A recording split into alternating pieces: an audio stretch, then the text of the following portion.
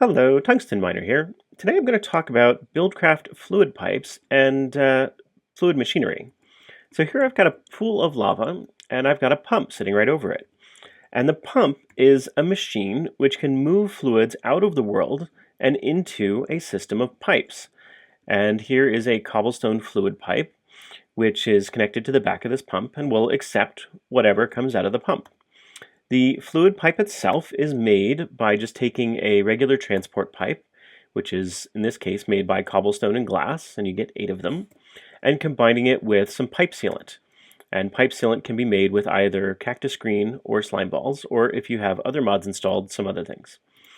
Once you've got your pipe and combine it with your pipe sealant, 1-to-1, so you get 8 pipes per recipe, but you need 1 piece of pipe sealant for each one of them, you wind up with a fluid pipe. There are a whole bunch of different kinds of fluid pipes, and I'll talk about them each in turn as I go through. The fluid pipe then is connected to a floodgate, and the floodgate is basically the opposite of a pump. It takes fluids from the pipe system and moves them back into the world. So if I add some power to this pump, it's going to start grabbing the blocks of lava and pulling them out of the world and pushing them into this pipe. So one by one, you'll see the blocks in this pool start disappearing. And it generally does the top layer first and then moves down to the next layer and down to the next one and so on, layer by layer. And it has this little extension of a pipe that comes out from underneath it. And that's going to go through our pipe system, wind up in the floodgate. And the floodgate actually doesn't require any power, but it's going to do basically the opposite by pushing all of the lava back here. Now I've got a complementary system set up going back in the other direction, so this pump is going to work by pulling the lava out of here and moving it back over there. So the two of them will just fight back and forth. So turn that guy off and let it collect over here while we talk.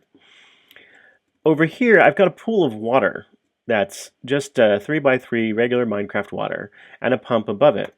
Now as we know, water in Minecraft works a little differently than in the real world. If I've got one water source block here, and I skip a block and add another one block away, it's going to automatically create a third water source block in the middle. And if I were to do something, say, like destroying that block, it will come right back again because these two will fill in the gap. That's not how any other fluids work in Minecraft, just water. So the BuildCraft pump is smart enough to know that's how this works. And so when I provide power to this pump, it's actually just going to skip the part where it destroys the block in the world, and it'll just leave it alone. Because any sizable amount of water will have enough water around to automatically recreate that missing block in the middle from wherever it happens to take it. And so it's just going to pump the water out without messing with the source blocks. We can see over here, this is kind of filling its way up, and this is getting empty. And eventually all of this fluid will be drained off and moved over to the other pit. But moving along, next we have a wooden fluid pipe. Just like the wooden transport pipe extracts items from an inventory and moves them into a pipe system, the same is true of a wooden fluid pipe. So BuildCraft adds a block called a tank that is a kind of inventory for fluids. It can store up to 16 buckets worth of fluid. And in order to get it back out again, you need to use some kind of extraction pipe. And there are 2 in BuildCraft, a wooden fluid pipe and an emerald fluid pipe, just mirroring exactly what you get for the item stuff. And in this case, I've also got a basic gate with an autarkic pulsar that's going to draw the fluids out if it gets a redstone signal. And down here, I've got some circuitry which will take the redstone signal from this lever and move it across to all those guys. So they all start pumping lava out. And what we can see here is the fluid moves through the pipes at different rates. This quartz one had the fluid go through the fastest, and then the stone fluid pipe, and then the cobblestone fluid pipe. And what we'll see if we watch long enough is that the quartz tank is going to get filled up, and then the stone, and then the cobblestone.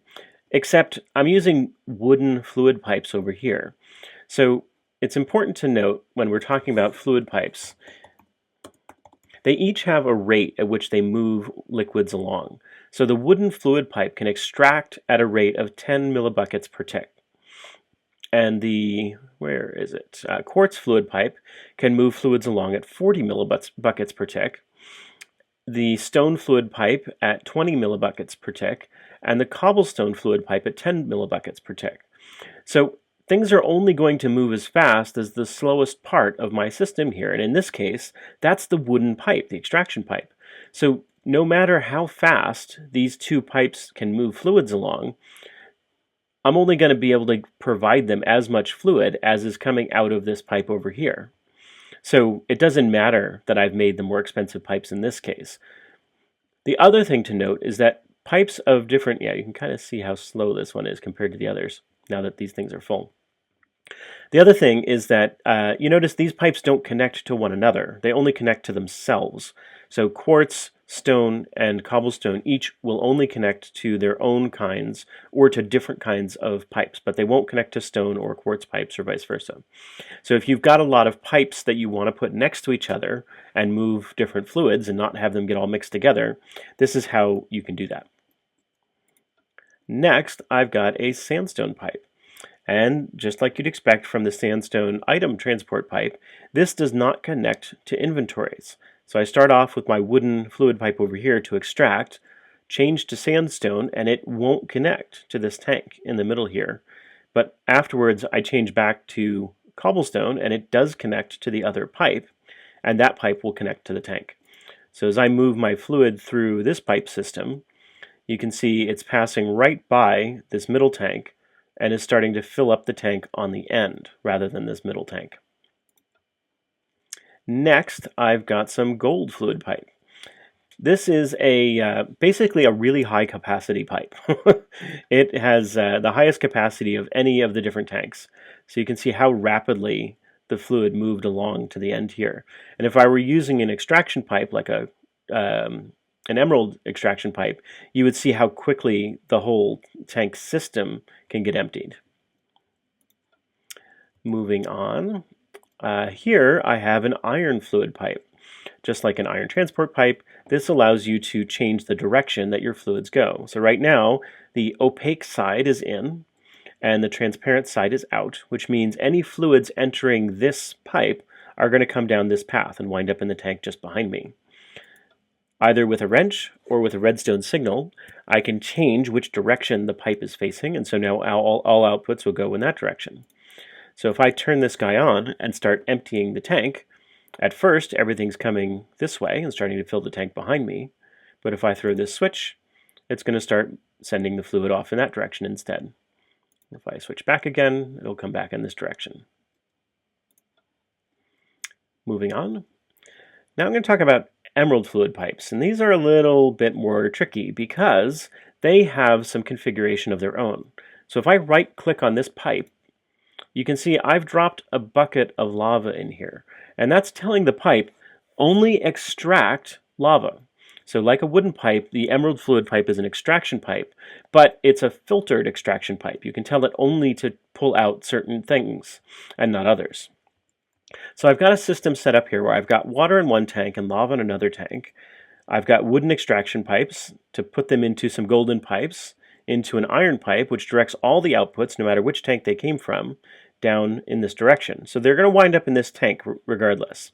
So if I start pumping lava, it's going to come out and wind up making its way and starting to fill up this tank over here.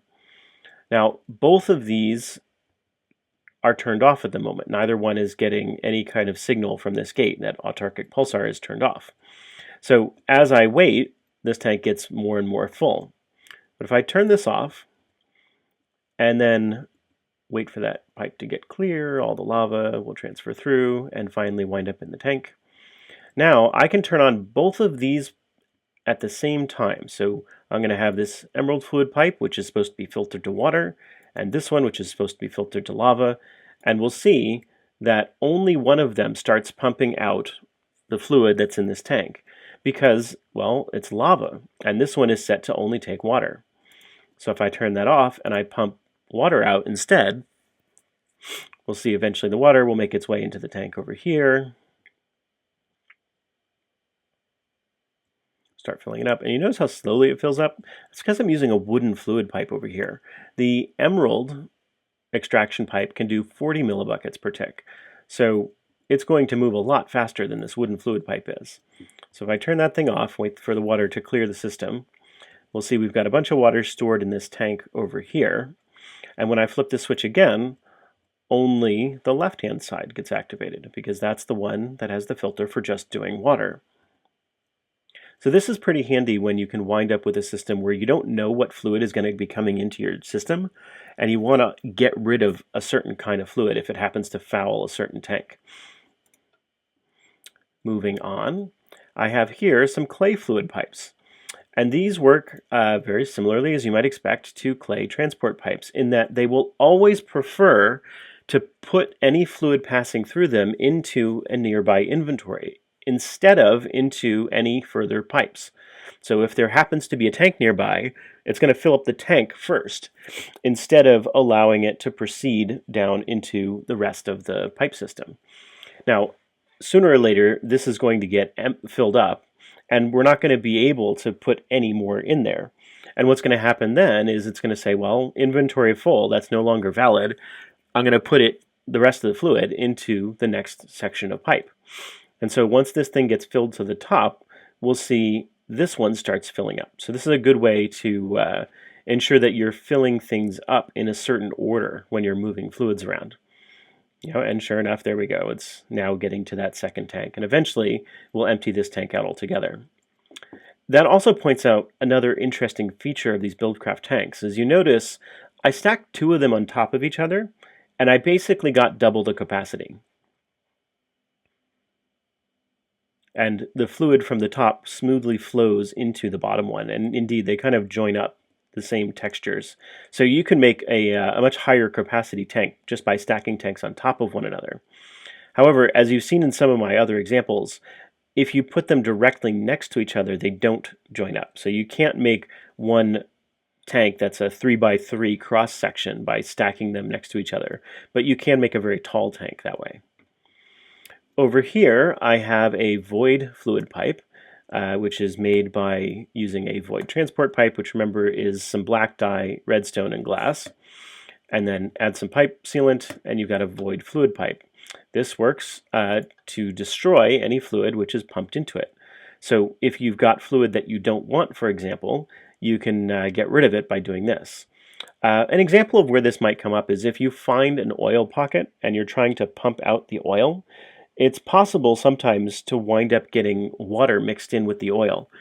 So what you can do is have the pump into a tank and then have an emerald fluid pipe connected to it that has oil as its filter and another one that has water as its filter.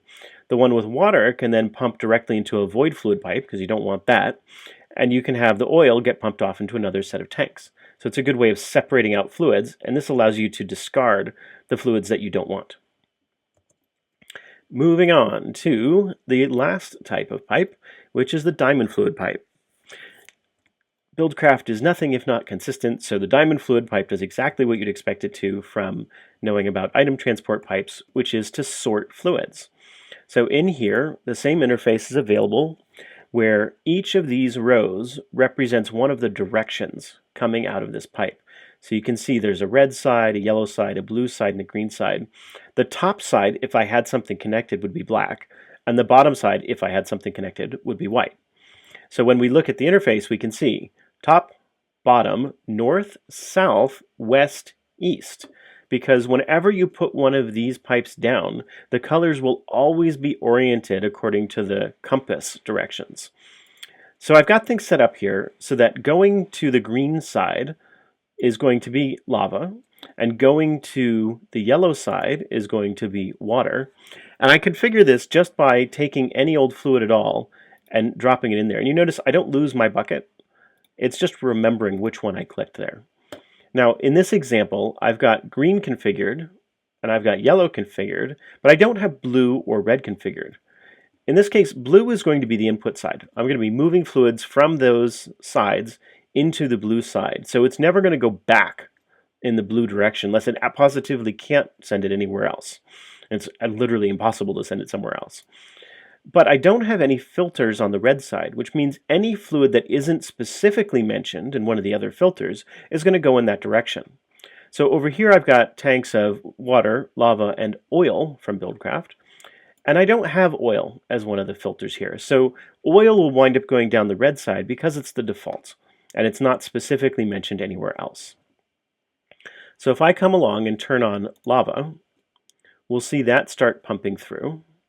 And if I turn on water, we'll see that gets to this point here.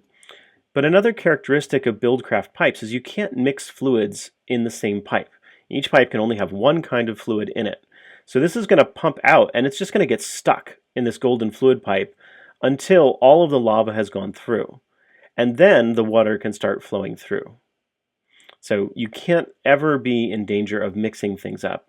And just as we specified, all the lava went off to this side, all the water is going off to this side, and notice how rapidly it's filling up that tank compared to the examples we looked at before. That's because now I'm using these emerald fluid pipes and golden fluid pipes to move things along. And the iron fluid pipe likewise can move 40 millibuckets per tick. So 40 millibuckets, 80 millibuckets, 40 again, 80 again. Diamond can move at 80 millibuckets. So the overall flow rate is going to be limited by the slowest flowing piece. So I've got emerald and iron, which are both 40, so that limits the rate to 40 overall. But still, that's a whole lot faster than 10. Now, if I pump out the oil, we'll see that it goes straight on through because that's the default, and oil isn't specified at all in my filter.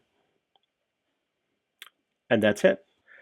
So now you've got all the BuildCraft transport pipes in the previous video and fluid pipes in this video, including some discussion of tanks and the floodgate and pumps and some of the basic fluid mechanics in Minecraft.